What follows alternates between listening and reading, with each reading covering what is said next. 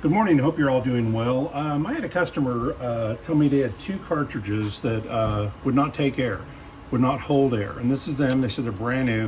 And the odds of somebody getting two cartridges, both of them not working where they wouldn't hold air, seemed weird and strange. And I told them I would send them two new ones. So this is the brand new ones with the little sled on the back. These are the two I'm going to send to them. That doesn't mean there wasn't an issue here, and I want to go ahead and address this issue. So I've put new burst discs in these, but I want to show you the ones that came out of it. Some of you are going to get this immediately who've been using these. Let's see if I can get that close enough that you can get a decent look at it. What is wrong here? What is wrong here is here is a cartridge. This is a Gen 1 that was aired up a year and a half ago. And if you look at it at just the right angle, you see it's puffy. It looks almost like the primer of a rifle or a pistol, because the air pressure, when you get up to 4,500 PSI, it actually bulges that out and makes a permanent bulge in it. Even after it's fired, you see kind of a bend line. These both are flat with a tiny little hole in it. These were dry fired. Somebody took these, put them in the cartridge, put them in the gun, pulled the trigger with no air in the gun, and made a teeny tiny little hole in a flat piece of stainless steel. So as soon as there's a hole, a burst disc can't be a burst disc anymore. It's a air outlet for air coming in the other end. This has never been aired up in its life. So the next question is, do they have bad air cartridges? Well, I don't think so, but hey, here's our two air cartridges with brand new burst discs in them. And so the question I want to know is, they said they won't hold air, so it's going to get noisy for a minute, but only a minute. Just takes a second to air up. Will they hold air?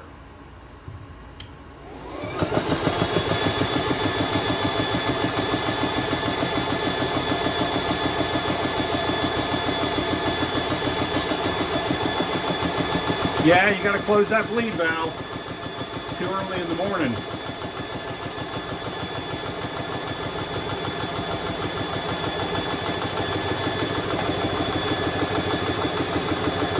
The way it goes, just past 1,000 PSI mark, and just so that you can see it, you may be able to see those things beginning to bulge, which they are, because that air pressure inside makes that stainless steel start bulging out. Both of them are taking on that rounded look. I'll show it to you closer here in a minute when we're done.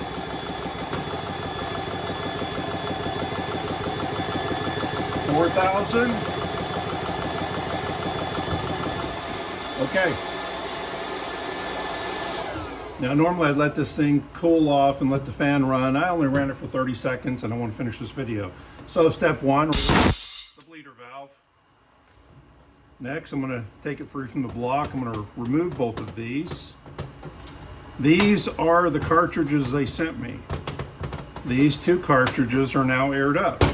They are holding air. And if you look at them, they're bulged. They're bulged because they're under nearly 5,000 PSI air pressure, and it bulges it out. Then when the firing pin hits it, it shreds it, and you actually create a vacuum where it pulls the plunger back and releases the air out of the front of it. So step one, we know these work. Step two is I'm still going to send them two new ones, but I'm also going to send them a copy of this video, because they got to do it exactly how I'm doing it if you plan on airing one up. And with that, I want to talk about some of the very basics. One is, as I mentioned, this is a Gen 1, year and a half old, still holding air pressure. One of the ways I know is it can bulge and still lose air. You can take it and try to unscrew it. If it's under air pressure, it will not unscrew. So I did go through that and go ahead and make sure. Maybe I'll fire it later. But I also want to tell you a little bit about the how these things have changed over time. And what I did was I took a Gen 1 and tore it into little bitty pieces. It just destroyed it to take it apart. But I wanted to show you what's going on inside. On Gen 1, I could see where there could be some problems. You have this brass piece in the center, and the brass is basically the plunger. Let me see if I can unscrew this easily so you can see what's going on here. Now I'd probably need some tools. This little piece in the bottom of brass actually screws into the top piece, and it's stuck in the center of this spring. If I unscrew the bottom piece, these two pieces come apart and the spring's there. Now the spring, if you can see it pretty closely, is almost white. That's corrosion because they weren't using stainless steel. The original ones used a brass plunger with a regular steel spring, and that's oxidation, which means you can have bits of debris and rust get down in there. This was not a good design. It should have been stainless steel right from the very beginning, and it's probably one of the reasons they went to a Gen 2. So that's Gen 1. Gen 2, much better. Gen 1, not much in the way of thread contact holding something together that's holding 5,000 psi. Gen 2, a lot of thread contact, much better, maybe half again as much, maybe even approaching double thread contact, which is going to make something a lot stronger if you have more threads holding it together. Gen 2, the insert is stainless steel. Once again, I'm going to give it a quick try just to see if it's hand tight. It's probably not, but if it is, I can take it apart and show you real quick. It's not hand tight. I think I had another video where I tore one apart though. It just basically in screws, but it's snug enough I can't get it loose by hand. So that centerpiece is a 2-piece stainless steel plunger, and you got a stainless steel spring. So you're not going to have the corrosion problems you had on the Defender 1 cartridge. So if you have Defender 1s, I have been told, and probably the next video I'm going to do is that I can replace the firing pins on a Defender 1 pistol and go to Gen 2 cartridges. This is one of the reasons you want to go to Gen 2 cartridges if you're looking for reliability. You're going to get more volume. I think it went from 25cc to 37cc with the larger cartridge. And more importantly, stainless steel spring isn't going to add corrosion. It's going to fall down into it. Now, they're very basics of how it runs. That little plunger right there has a mating surface in the bottom of this. There's a little bitty hole down the bottom that you may or may not be able to see. Now what happens is you have a burst disc. That burst disc gets aired up and becomes bulbous. It looks almost like a primer, and it's sticking out waiting for a firing pin to hit it. When a firing pin hits it, it creates a little bitty tiny explosion, rips that metal apart. It actually is sticking out, not in. You'll notice on this burst disc the metal sticking in because there was no air pressure. So the next step was you burst it. The vacuum that's created pulls this plunger up inside that hole. Well, if you pull the plunger up inside the hole, you pull this down from the front, away from that seal, all the air escapes, and that's how you fire a projectile down the barrel. So when everything's working right, burst disc gets hit, this plunger gets pulled down, spring compresses lightly, the air escapes out the front and fires your pellet down the barrel of the gun. I could see where Gen 1 there could have been problems with this rust getting caught up and stuff and creating problems. Gen 2 is a very, very good product that, as best I can see, isn't going to have problems like that. So the last thing I would touch on, so the new one has a little bitty cross lid. Maybe people were saying they were having trouble tightening it by hand. So now they've got a tool mark that looks like about the size of a quarter. You can put a tool in there and tighten it lightly. The only thing I'd recommend is not over tightening this. When you're putting this thing together, all you really have to do is push that burst disc down against that rubber seal. As soon as that burst disc is pressed in against that rubber seal, you can have no leak. Whether you've tightened this to 1 foot-pound or 50 foot-pounds, it's going to be the same. You've tightened it against the seal, there's not going to be a leak. Over tightening this thing is not the answer. You're going to damage it. So that's the very basics of it.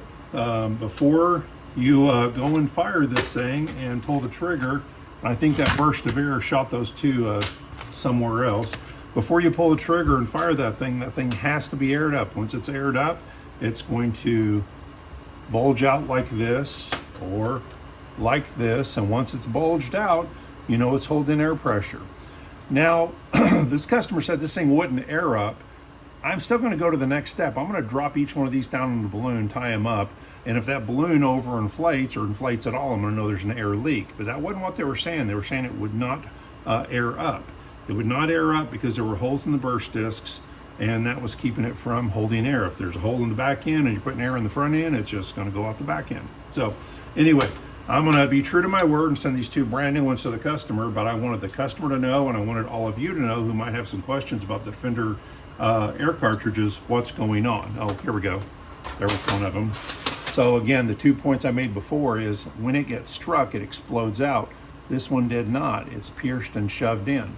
Well, it's shoved in because there was no air inside this cartridge when the firing pin hit it.